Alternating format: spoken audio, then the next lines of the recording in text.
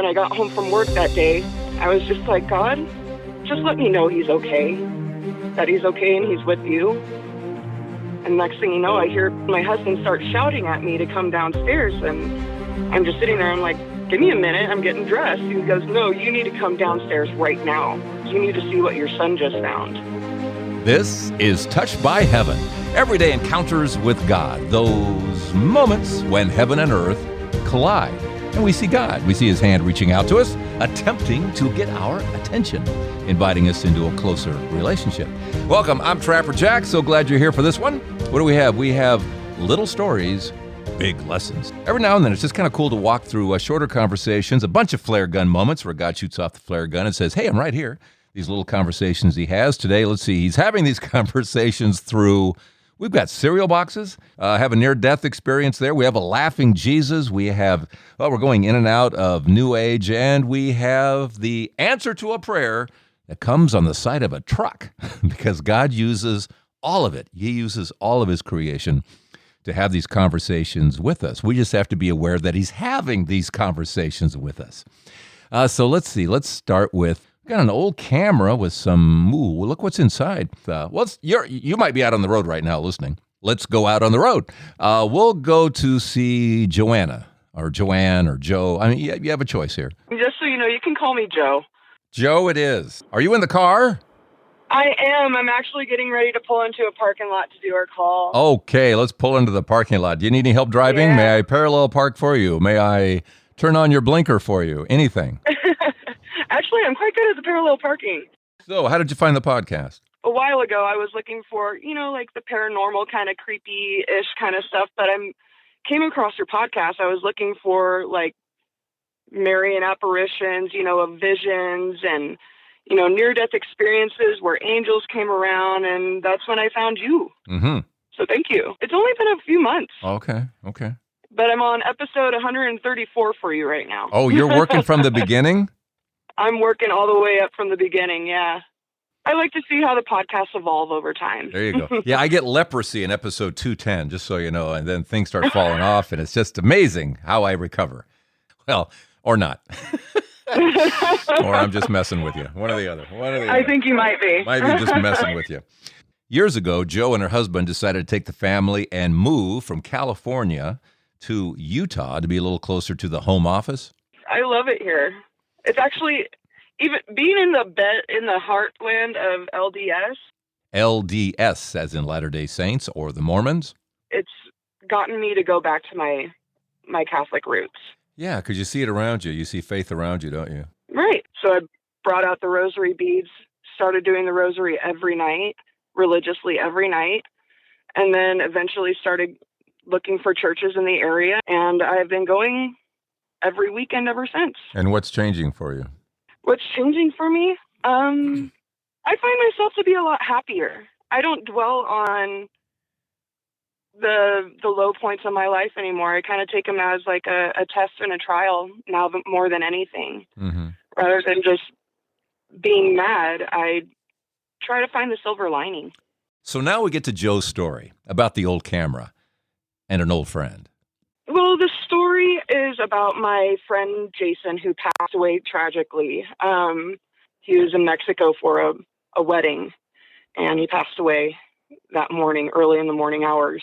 Everything was going normal, and then all of a sudden, he collapsed, and he was gone. There was no reviving him or anything. And obviously, I was distraught. I've known Jason ever since as far back as I can remember. I don't even remember how we met or when we met.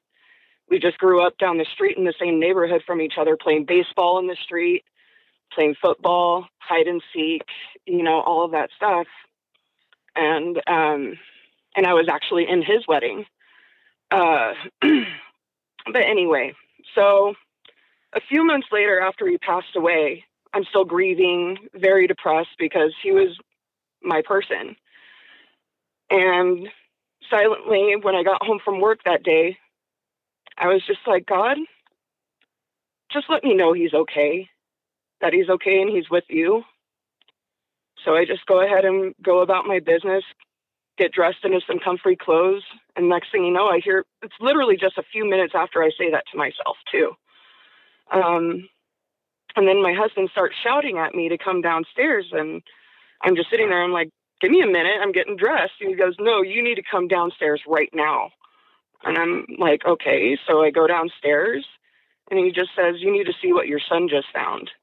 And my son Wyatt has a habit of going through, drawers. He snoops a little bit.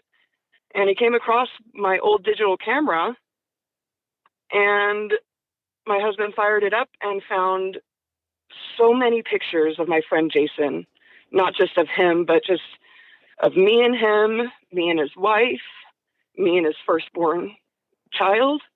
And after that, I was just so happy, just knowing that God gave me that sign that he was okay. Wow. How old were those pictures? Some of the pictures date back to 2010. And this happened when? February or March of 2022. And as soon as you finished the prayer, boom. Pretty much, almost instantly, just a few minutes later. I had no words to say. I mean, I was just That's crazy that your son would find a digital camera and your husband fires it up and boom, there he is. There he is. Gee. And it was just perfect because these were pictures of him being happy, of us going to the Long Beach Grand Prix together, baseball games, Sunday brunches. It was just amazing. And then all of a sudden, here are all of these pictures that I thought were gone. Wow. Because, like when you take pictures with like the digital things and everything like that, you don't print them anymore. Right. So you forget. It was wonderful. Then, believe it or not, that same son who found the camera? My son got a hold of that camera again and deleted the photos. But here's another weird part. My phone broke and I had to get a new one. So when I'm sitting there updating all of my phone, doing all the transfers and the contacts and everything like that, it pops up with an update from Google Photos, and there's all of the photos again. I have no idea. I didn't even know I had a Google Photo account.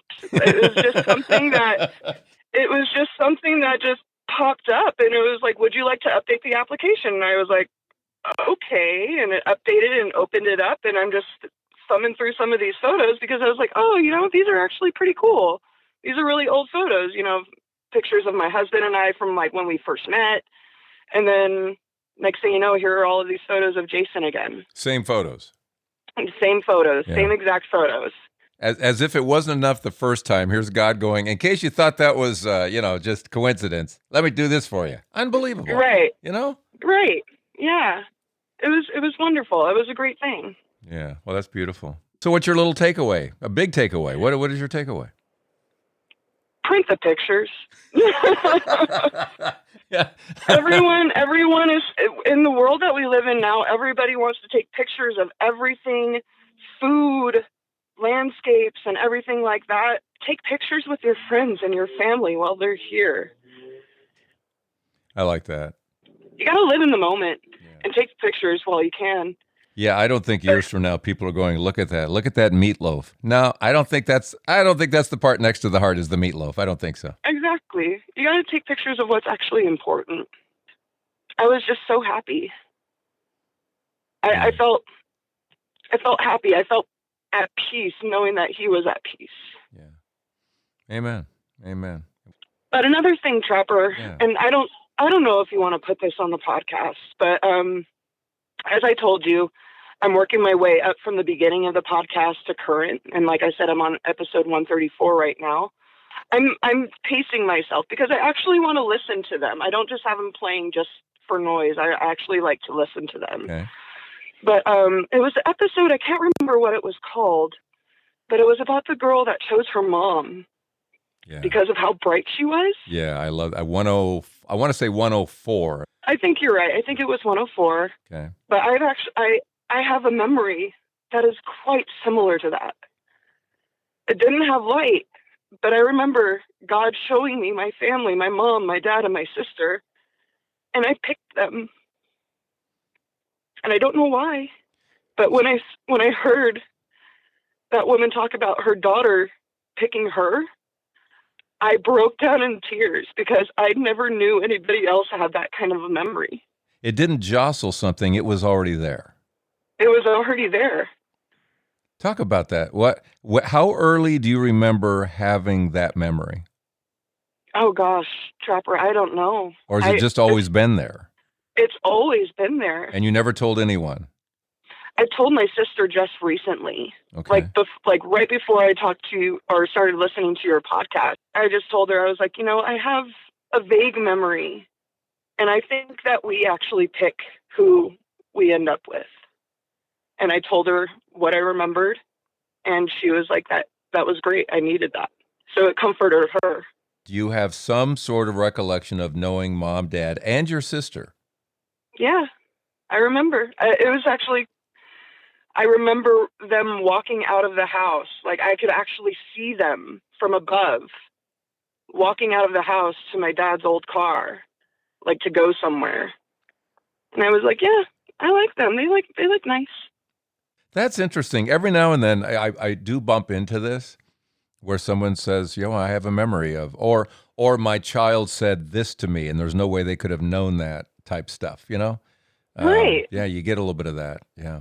But I know in that particular episode you're talking about, she said, you were the brightest light, Mommy. I chose the brightest light and it was you. And it just made her mom cry. I know. Yeah. And as soon as I heard that, I just started crying in the car because I was on my way home from the office. And I was dumbfounded because I didn't know anybody else had that memory. Yeah. It was kind of validating because I'm like, okay, I'm not crazy. I do remember that. Yeah. So, but that's it. That's it. Well, this is awesome. I'm so glad you got in touch with me, Joanna. I think it's wonderful. Well, thank you very much, Trapper, for using it. I really appreciate you calling out and thank you so much for putting this podcast together because like I said, without finding your podcast, I'd still be listening to people talking about scary stories and demons and curses and all of this other stuff. I wanted something lighter, and that's when I found you. It got me completely away from listening to all of those other kind of podcasts. I don't watch those videos. I don't listen to those podcasts. And I used to be a huge metal fan, and I don't even listen to metal anymore. And it's because like I've changed ever since moving out here. It's better for me. So thank you. Thank you. Thanks, Joe. And remember, take pictures of more than food. Okay. All right, next story. Now we're going to go see another Joe.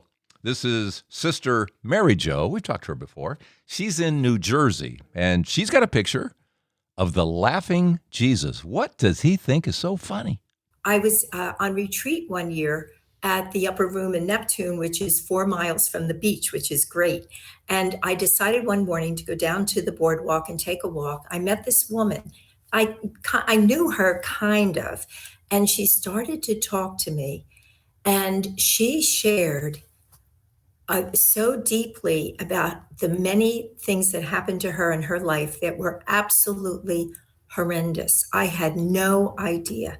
And on top of everything, she said she had started drinking.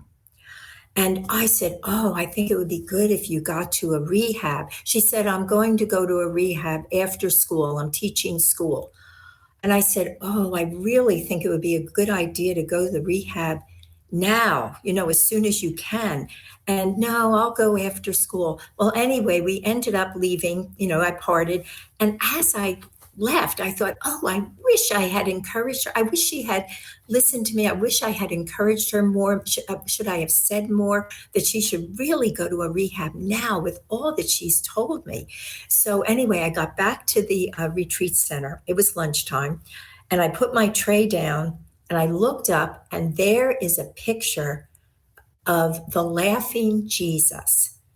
Did you ever see that? There are several renditions of the laughing Jesus. Right. And I looked up at that picture and I said, Jesus, this is no laughing matter. This is really important. And I actually heard him say, and not with my ears, but in my mind, in my heart, all he said was, if you only knew. And that meant so much to me That was so powerful. If I only knew, I'm trying to tell him to be serious, and he's trying to tell me to lighten up. If I only knew. When I got back after the retreat, I got back home, and I received a message from a sister that knew both the woman and myself. And she said that the woman wanted to let me know she had decided to go to the rehab rather than wait until after school. So if I had only known, I would have been laughing too. I would have been thrilled. If I only knew all the ways that God has a plan for us, a plan for our lives, that God is working in our lives. It's like kind of an invitation, like a takeaway or an invitation for me to trust. If I only knew that that woman would actually go to rehab right away and not wait. If I only knew so many things in my life and in the lives of other people. Sometimes I worry too much. And if I only knew the outcome and seeing how God is working. I think trusting God and God's boundless love for us, and things work out for the good to those who love God. All things work together unto good, and we really have to trust that, because sometimes it's all the, it looks like it won't, and it does. It really does. We have to trust that. Yeah, if we only knew, we wouldn't be so afraid. Yes. Of everything. Yeah. It's really interesting how every movie I look at these days, I see in the middle of it somewhere something about fear. You know, there's a movie called Defending Your Life where you die, and then in the afterlife you're put on trial for fear. And that came bubbling up. And then I saw a movie, Rocky III. I was watching that for some unknown reason. He's fighting Mr. T. And in the middle of it again, it comes this big kind of fight between he and Adrian. Because why? I'm afraid. You know, I'm afraid of what? Of losing. You know, okay, you win, you lose, whatever, you know. And there was another one, Heaven Can Wait. And in the middle of that one, there's Warren Beatty telling the girlfriend, there's nothing to be afraid of. It just over and over again, it just jumps out at you how much we are afraid. But if we only knew, sister, we do get to the destination. Yes, and the good that would come out of it, too. Yeah. Thank you, Sister Mary Jo. We're going to stay in New Jersey. Yeah, let's stay there. We have a young medical student wandering around the campus right now. She's been listening to the podcast actually since she was 18 and shares it with other young people. And she you know, when you think about it, she wouldn't even be in existence today if it wasn't for what was on the side of that truck. Here's Natalia and her story. One day I just typed in heaven into the search bar and podcast, and you were the first one that came up, but that was all the way back in 2018. So I've been listening for a long time. Yeah, when you were just a mere child. Actually, a funny story about my dad. He kind of was in a similar spot when he's a dentist, so kind of the medical field, but he was in a similar spot between choosing to continue his training in Florida or New Jersey. And he was just thinking to himself kind of at a standstill. He was waiting for days and days to make this decision. And he's at a red light and he just says, like, you know what, God, I need a sign. I don't know what to do, if I should go to Florida or go to New Jersey. And he needed to decide by that day, let's say. And he said that he looked over to his right, and come up to the right of him was a truck, and it just said in huge letters, Florida. It didn't say anything else. It didn't say Florida oranges. It didn't say like the state of Florida. It just said a Florida in black letters. The truck pulls up and it just says Florida, huge letters on the truck. I love it. I love it. He met my mom about 5 months later, and they were engaged 7 months after that. He met her in Florida? Yeah, he met her in Florida. Yeah. Because he chose to stay. Yeah. So I guess I'm here because of that truck. Yeah, there you go. Why were you born? Florida. The Florida truck. The Florida truck. Love it. We'll get back to Touched by Heaven in a second. Touched by Heaven, why are you here? Why are you? Is it New Jersey or Florida? No, it's thanks to you. Quick Patreon shout out. Thank you, Jane N. Yes, Jane N. for supporting us through Patreon, joining the Patreon family. That's why we're here, Touched by Heaven. Need enough support to keep this all going week to week, and we thank you, Jane N., for joining the Patreon family and doing just that. So thanks for your stories at touchedbyheaven.net, and thanks for coming here and clicking your way through to Patreon, or just go to patreon.com and search for Trapper Jack. And there you go. That's our quick break. Okay, that's it. Before I tell everyone about your podcast, especially because I think it's hard to find or engage young people. Like my grandmother and my mom love to listen every week like I do, but I definitely try to tell all my young friends too to pick up the podcast and switch to something a little more exciting, because I feel like this is something that is hard to find in a church on a regular basis, regardless of what faith denomination you're belonging to, of how God's and all the little things. So I feel like ever since I started listening to your podcast, one of the things that has kind of been a game changer in the way that I've been praying is not that God is with me or with the person that I'm trying to pray about or think about, but that we're able to see God's presence. Because I feel like that's such a different prayer, because God is always with us, and to ask that is to be a little more specific and say, show this person or show me that God is with me in this moment of difficulty, of struggling, is really, I feel like, what your podcast is all about. Me understanding how God is in such the little things of life. I think my biggest takeaway is that God is in all things, not just the big moments that you might hear about of conversion stories and of dreams and Mary appearing, but in the smallest details of our life, there's God in every single part that we see moving, not just when we think we hear him. It's when we're really opening to listening to everything that we can experience God in the smallest ways that might be the most meaningful to us. Very good. Thanks, Natalia, and good luck. One of the ways, there are a lot of ways people find the podcast. They find it through some interviews I've done on other podcasts. They'll find it through looking up near-death experiences, angels. Of course, prayer comes up a lot, answers to prayers and everything. So this near-death experience comes from Maria, and we met Maria actually in Medjugorje. She lives in Australia, and she had this little moment in time where she was going in for surgery and began hemorrhaging, and they almost lost her. But to Maria we go. Hello. Look how it's almost like we're neighbors. I know. Crazy. How are you been? I'm doing great. How are you? That's one thing I miss, a crazy trapper. There you go. What's better than a crazy trapper? You just woke up there, right? Or a while ago, yeah, but I usually go to mass at 9:00. How long does it take you to get there? About 5-6 minutes. Okay, drive. we'll be done. You'll be on your way. While we were sitting around the table, I think one of those days and just talking experiences and such, you mentioned something about a near-death experience, I do believe. I went and had a hysterectomy, and I had to have some other corrective surgery, which didn't get done. As soon as they tried to do the first procedure, there were complications which I was very unaware of. And I remember going into theatre and they were telling me, oh, your surgery won't last more than maybe 20 to 40 minutes. And I go, okay. But after 4 hours, and the nurse that was in the operating theatre was someone that knew me, and she came up to me after surgery. She says, you gave us such a fright. We thought we were going to lose you. And that's when I found out, why did my surgery take so long? I was hemorrhaging and I couldn't stop the bleeding. But when the face of Jesus was when I was probably in surgery, I felt an out-of-body experience. It was beautiful in a way, peaceful. No recollection of any family member.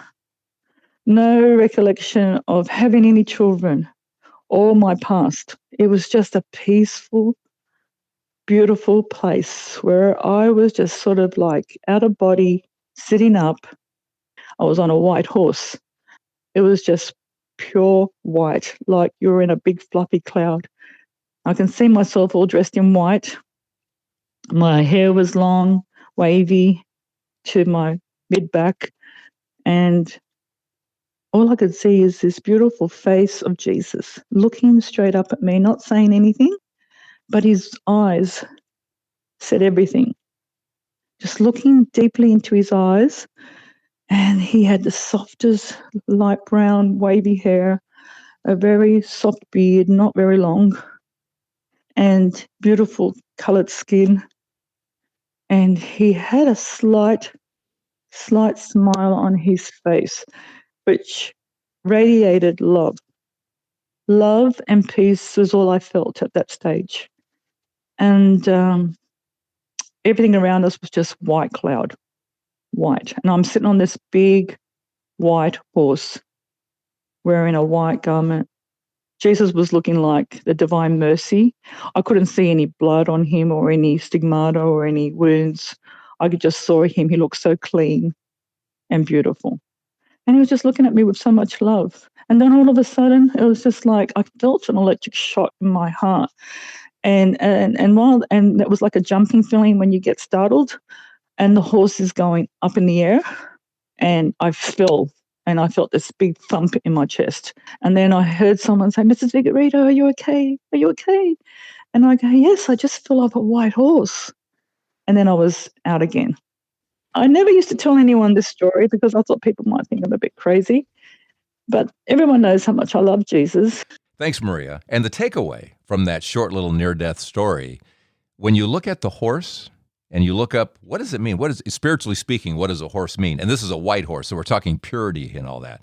But spiritually speaking, horses represent power, independence, confidence, overcoming obstacles, freedom. Think all that. Think that all that God wants us to have. And there's Jesus. Under the gaze of Jesus, this loving gaze of Jesus, Maria, representing the goal, if you will, of where she is to be. And there she's being loved by Jesus through those loving eyes. That's your takeaway from that little moment there, that brief conversation Jesus was having in her, let's call it a near-death experience. And you're blessed. You still have time to make it to Mass. So go. You can go fly.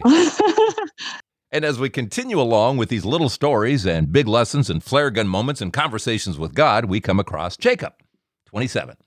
I think of Jacob in the Old Testament, that night he spent wrestling with an angel, or was it God or something? Anyway, the next day he was limping. So affected by God, he walked away with a limp. We should all be limping, changed by God. And Jacob certainly has been changed by God. He's a guy who left the church, left God, found something more interesting, a little shinier, he thought, called New Age. I was just on Spotify because I like to listen to podcasts when I do road trips. And I heard a couple of New Age ones too. And I was like, oh, that's great that he's sharing those stories. Yeah, it's funny, the comments sometimes about, that we don't just go after the good stuff. And it's kind of interesting because I don't hear New Age talked about from the pulpit. And there's many... a Christian who tries to incorporate New Age into their Christian beliefs and tries to commingle them, and they don't commingle very well. I would go to this shop. It was a New Age shop. They just sell crystals, incense, tarot cards, things like that. And I would always go there and talk for hours to the two women that owned the shop. And I was like, okay, I'm going to buy this necklace, like an antique necklace of Jesus, it had the face of Jesus. And it had, Mary and a couple saints. It was like an old necklace. And so I bought that. And then I wanted to get this rosary for my grandmother. And they had a rosary there. And then these people were blocking the rosary. I was kind of waiting. I'm like, hey, it's taking a long time. And then the person says, oh, I'm so thankful to be here. Like, our hometown is just Christian. Like, it's so great to see this. And I was like, okay. And that made me feel really weird. And I was like a conviction, like, okay, maybe I should not get anything here. And so I went and I got rid of all the crystals, all the New Age books, and all the different stuff. I just threw them in the trash, and anything I had ever bought from that store, threw it in the trash. But you had the so-called rosary. Did you throw that out too? I think my grandma ended up losing it because I never saw it again. Actually, I don't remember if I went and got it from her or she just lost it, but I've seen a rosary since then, and it's not in the collection. Right.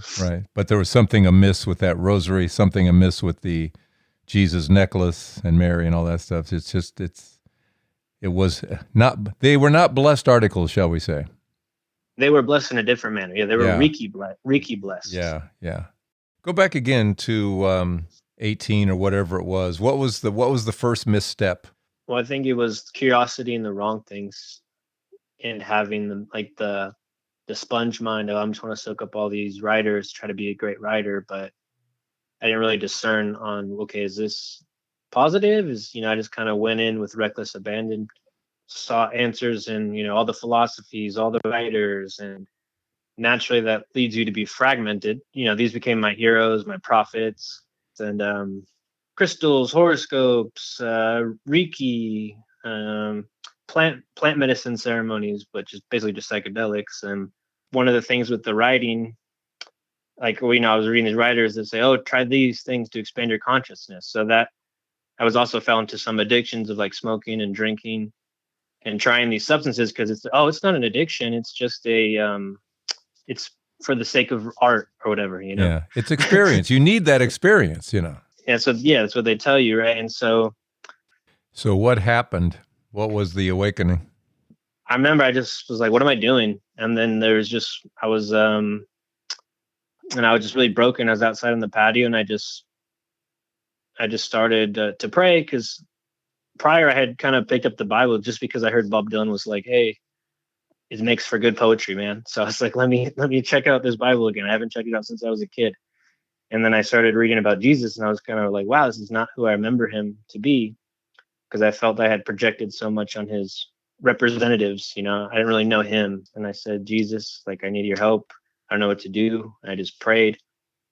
And this is the part where I just felt the most loving embrace. It like felt like an actual physical embrace, like the most tender and loving embrace. And then it was as if when that feeling was released, it was like, I don't know how to describe it without sounding a little weird, but it was just like, I felt like this gunk was just leaving my body. And it was just so, it was just the most powerful experience I've had. And I was just overwhelmed, and I started crying and weeping.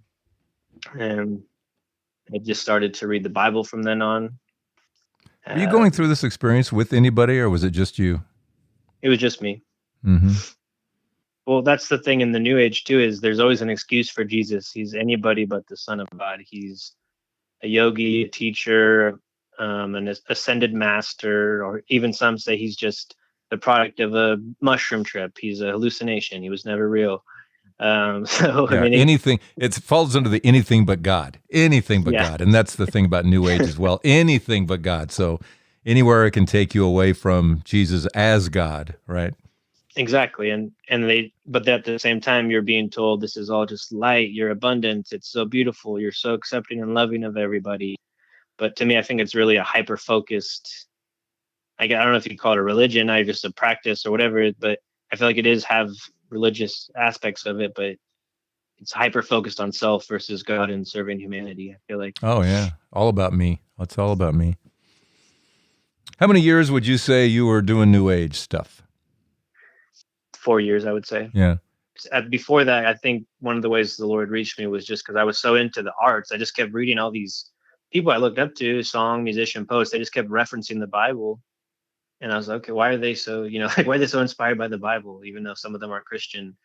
I wrote something, just a little paragraph or so, that maybe you could, I guess, describe it better if you would open for me to share that. Yeah, go ahead. So this was probably right before my encounter with Christ, when I was still living in San Francisco before I moved back to my hometown.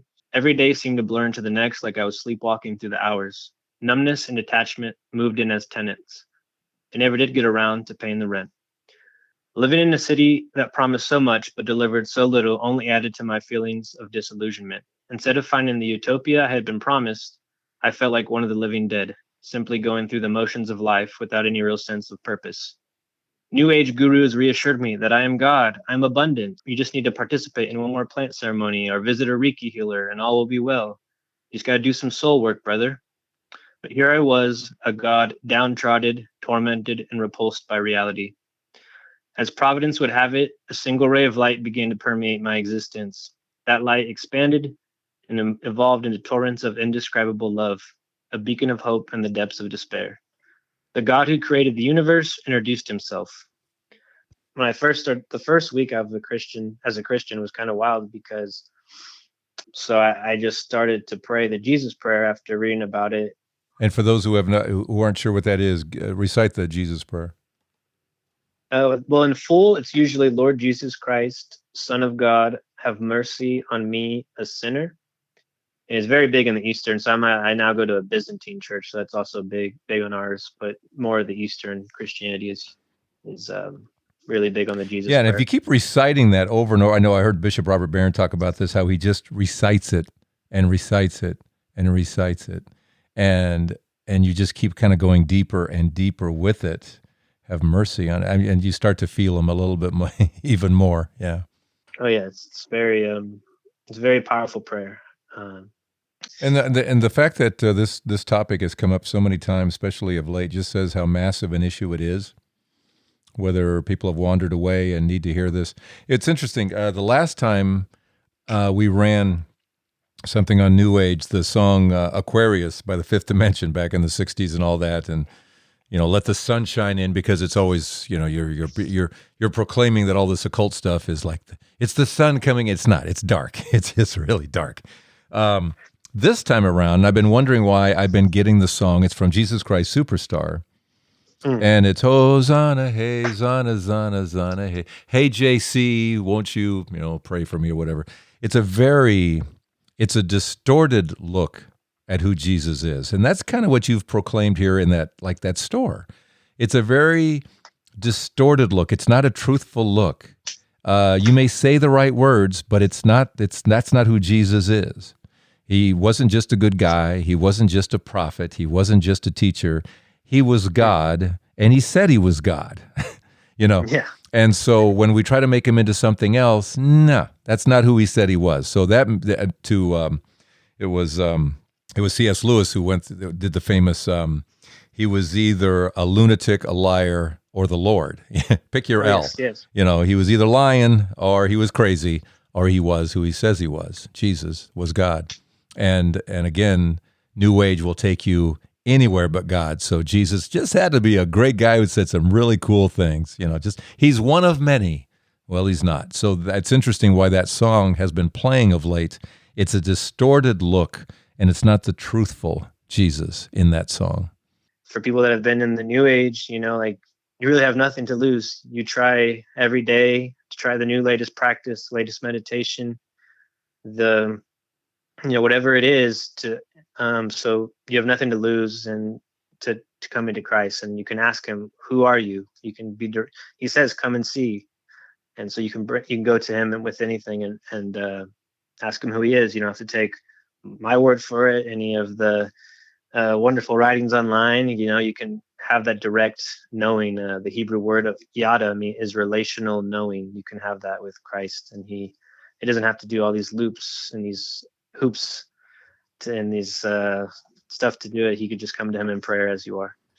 Amen, brother. Amen. Yes, it's I would say the courtship of Christ. He's relentless on trying to get those lost sheep. Thank you for listening to me and giving the opportunity to talk to you. It's been a pleasure. Thanks, Jacob. Great story. Let's finish up with cereal. Thousands of boxes of cereal. Because breakfast is the most important. Cereal? Sure, why not? So let's go to Melody in Oregon. Hello. Well, how's it going, Melody? Perfect. How are you? Melody heard me being interviewed on another podcast and thought to herself, oh, a podcast on miracles? I'm all about that. So I just started listening, and it was wonderful. I loved it. It's just a great pick-me-up. Awesome. Okay, so let's go to what happened and when. Okay, so we started a miracle wall a few years ago. And what that is any tender mercies from God, any tender mercies that we see or miracles, we put on little Post-its and keep them in our kitchen. Think little God winks, little touched by heaven moments, if you will, putting it on a Post-it note and sticking it to the wall. So we're just always reminded of how God influences our lives every day and keeps it at the forefront of our thoughts. And so we have this whole wall filled, and I was going through a hard time, and I'm doubting my faith, and I have extreme anxiety in some situations. And so I'm a teacher, which anxiety prone anyway. But I started this huge project where we were going to donate as much cereal as we could and put it into a domino line around our school and try to topple them and beat the world record, which was over 3,000 boxes of cereal. So huge... Wait a minute. How many boxes of cereal? Over 3,000. We're talking the big boxes. Yeah, big boxes of cereal. Any kind of cereal, didn't matter. And yes, there's actually a world record for it, and it was over 3,000 boxes, and a school did it. And so I'm like, let's beat that record and donate it to our local food bank. And so wait, donate what? What would you be? How's the money raised? Boxes of cereal. And with that cereal, the whole school could get together, stack these boxes side by side in a domino line all around the school. Okay. We would then knock down those boxes, and all the kids would, yay, this is so Of course. amazing. I And mean, we would that's film then it. every television station in the world will show up for that. Yeah, we all know. Yes. How do you raise money? I'm missing the money part of this. How do you raise money? We didn't raise money, Oh. so we raised boxes of cereal and donated the boxes of cereal to the local food bank. I'm with you now. I get you. All kinds of cereal. I got you now. I'm with you. Okay. Before this, though, I was sick, actually sick. And then I was emotionally sick. Like, how am I going to get help? How am I going to do all of this? And it was one Sunday where I'm like, I'm not going to church. I'm sick. I'm tired. All because of cereal anxiety. Yes. And I was losing sleep. And Serial killer. It's a serial killer. Serial killer. Telling you, anxiety is a serial killer. So I was just praying so hard, and I was like, Heavenly Father, please, like, I need help. Please help me to find somebody. Please help me to figure it out. And I didn't get an answer. And I was like, this is stupid. Like, what's the point of prayer if you don't get an answer? Perhaps we've all been there at some point, right? Have no fear, though. God has the perfect moment to answer prayers, right? And so I stayed home from church that Sunday, and we had just finished building one of those Costco gazebos in our backyard. I had just ordered some lights for our gazebo.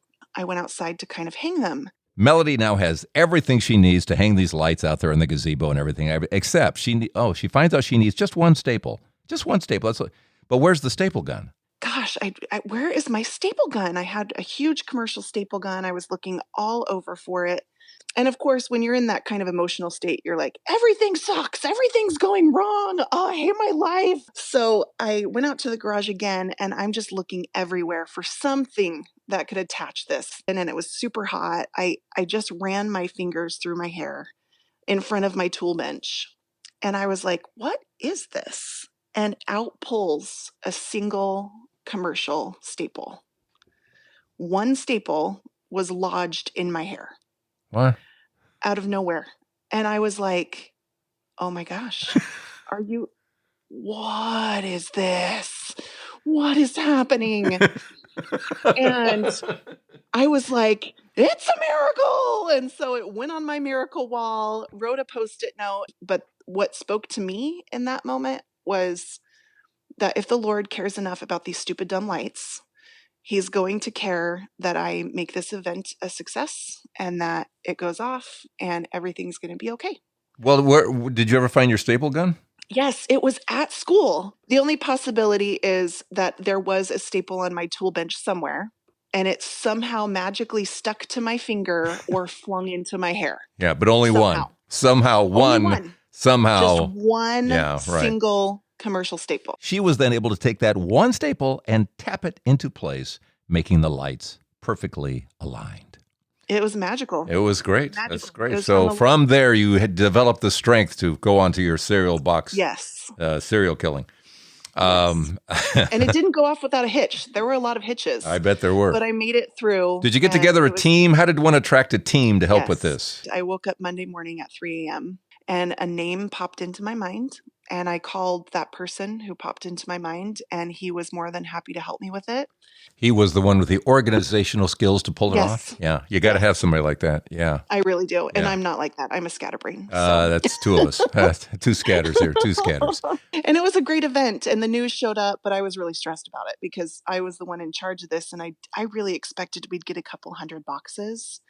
I had no idea that the local news would get on board and our whole district would get on board and there would be crews there. And it was a big event. So there's something about the domino effect that just attracts like nothing else.